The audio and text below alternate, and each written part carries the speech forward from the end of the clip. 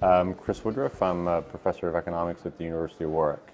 So I should preface this all by saying I'm a quantitative economist and work mainly in quantitative methods.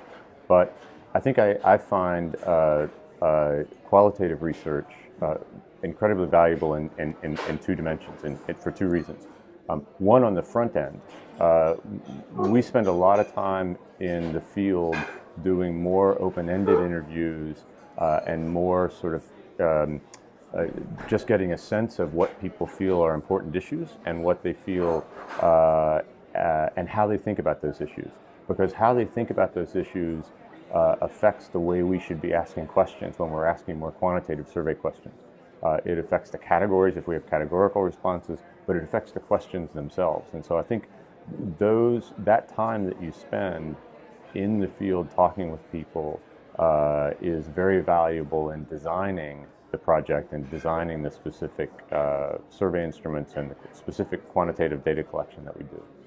I think the other reason that the qualitative work, as I call it, and it may not be recognized as that by the true qualitative researchers, but the qualitative work is valuable, is on the back end when you present the results, and I think especially when you present the results to non-technical audiences, the qualitative stories help frame what the data are saying.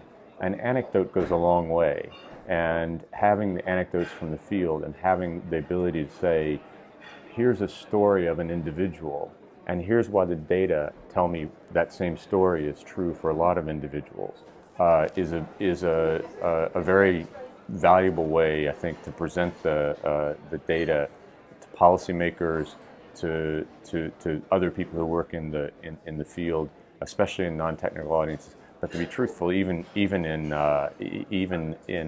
technical and academic audiences, those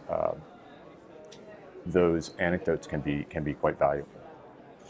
The randomized control trials are, obviously one of the methods now that are being used quite extensively by development economists and others in the field. They're very valuable in a lot of ways. They give us the ability to answer a specific question very precisely. But often it's a very specific question, and we have to be careful of what the question is that we want to answer. As academics, we can frame the question in such a way that it leads to, it helps us answer a clear question in the academic literature.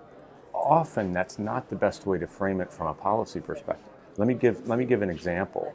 I was involved in a project several years ago in Sri Lanka, in which we gave small grants to micro-entrepreneurs. Our interest was in measuring the marginal returns to capital in these businesses.